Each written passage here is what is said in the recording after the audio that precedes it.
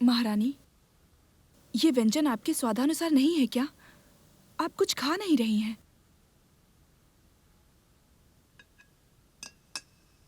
मुझे भूख नहीं है। कुछ तो खा लीजिए महारानी। जब जब सोचती हूँ मुझे भूख नहीं लगती। महारानी, आपको कुछ भी अच्छा नहीं लग रहा है आपकी बीमारी की वजह से। मैं महल के रसोई में आपके लिए कुछ नाश्ता बनाने को कहती हूँ। आप वो खाना पसंद करेंगी? परेशान मत हो। आपके बच्चे को स्वस्थ रखना और उसका पालन करना जरूरी है। मैं खाती हूँ।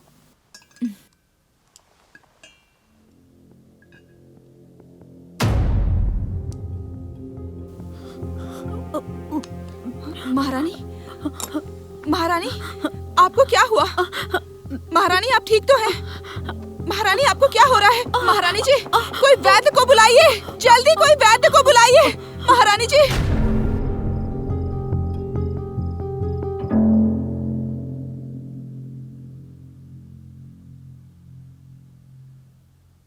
केंद्रीय नियमित परिचर पधार रहे हैं।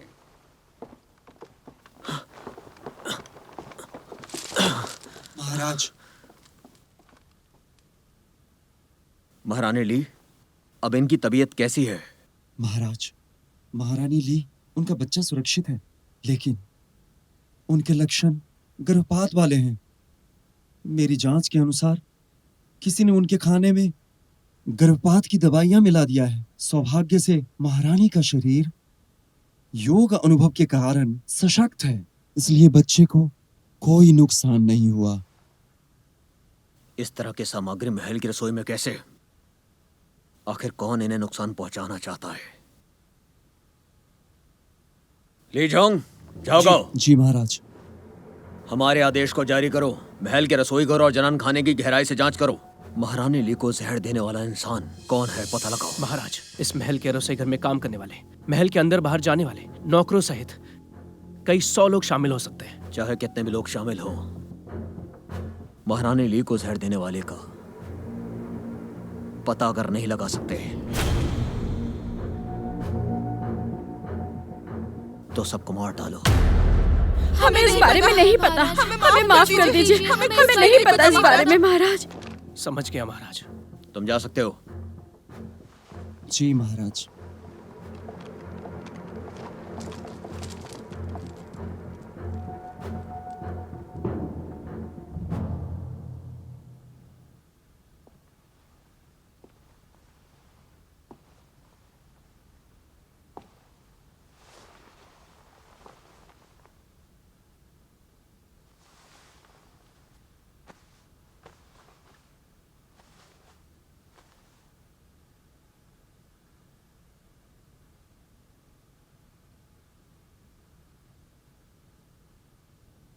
नाटक बंद करो। क्या आपने मुझे जहर दिया? क्या मुझे बच्चे को मारने के लिए ये सब करने की जरूरत है? हाँ, आपका महल साजिश और विवादों से भरा हुआ है। आपको इतना परेशान होने की जरूरत नहीं। आप बस दूसरों को अपने लिए आदेश दिया कीजिए। अगर ये सब हमारे द्वारा किया गया होता, हमें यहां पर आने की जरूरत नहीं पड़ती। कौन जानता है, आप सज्जन जाओ होने का नाटक किया। मुझे वेगी राजा के सामने पूरी तरह अंधेरे में रखा है।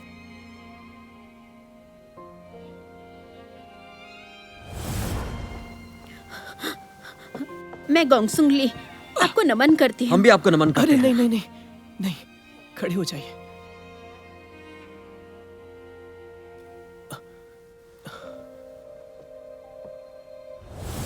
अगर हमने आपको उस वक्त अपना मुंह नहीं दिखाया होता तो हम कुछ और ही करते, और वो हमारा दूसरा रूप होता।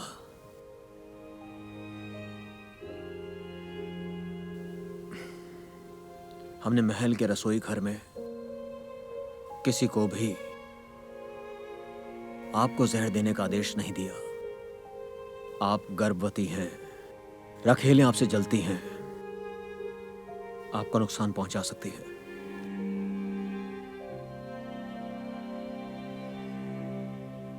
आपका महल एक जेल की तरह है। यहाँ लोगों में होड़ मची है आपके लिए। उनकी जलन का मुझसे कोई लेना देना नहीं है। यहाँ का खाना सराय के सादे चावल जितना भी स्वादिष्ट नहीं। ली, इस महल में अपने बच्चों को जन्म देने के अलावा कोई विकल्प नहीं है। ये तो मेरी किस्मत है। तो आपने मुझसे चिढ़ने का नाटक क्यों किया?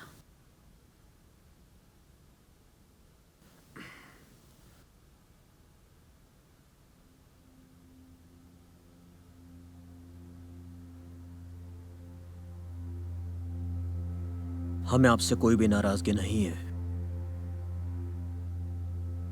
आप हम पर भरोसा क्यों नहीं करती हैं? आप सिर्फ और सिर्फ हमारी हैं। जिसने भी हरकत की है, हम उसे चुनौती देते हैं कि छोड़ेंगे नहीं। वो हमसे नहीं बच पाएगा। फिर भी ये सब आप अपने लिए कर रहे हो। अगर ये बच्चा हमारा होता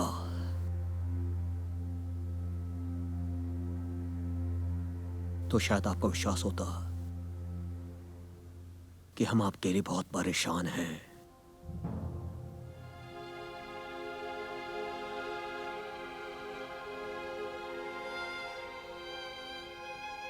बहुत देर हो गई।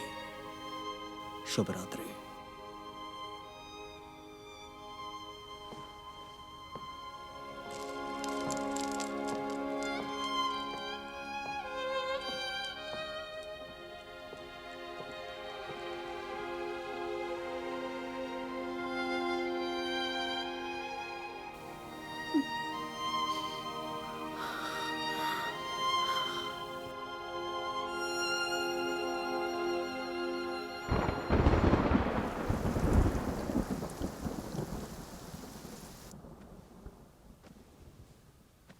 ऐसा सुना है महाराज खफा हैं और ली के गर्भपात के लक्षण से संबंधित जांच के आदेश दिए हैं।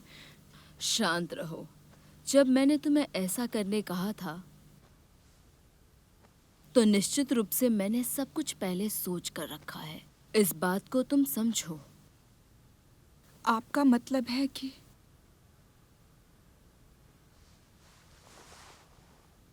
वो नुस्खा वैद्यों द्वारा बनाया गया है। मासिक धर्म के दौरान मुझे अस्वस्थ महसूस हुआ, इसीलिए महल के वैद्य ने मेरे लिए ये औषधि निर्धारित की जो खून के बहाव और ठहराव को बढ़ाता है। मुझे कुछ जुकाम हुआ था, इसलिए महल के वैद्य ने मुझे कुछ बांस के बीज दिए। लेकिन ये दोनों बीज गर्भवती के लिए मना है। इससे गर्भपात हो सकता है।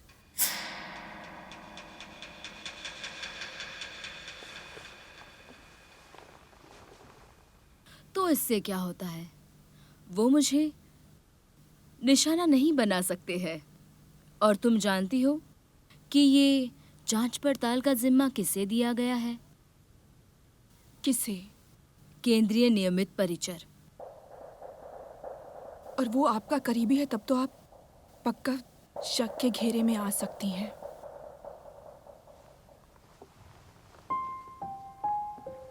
हाँ, तो तुम चिंता मत करो। लेकिन मुझे इस बात की नाराजगी है कि वो दवाइयाँ शक्तिशाली नहीं थी और उसका बच्चा सुरक्षित है।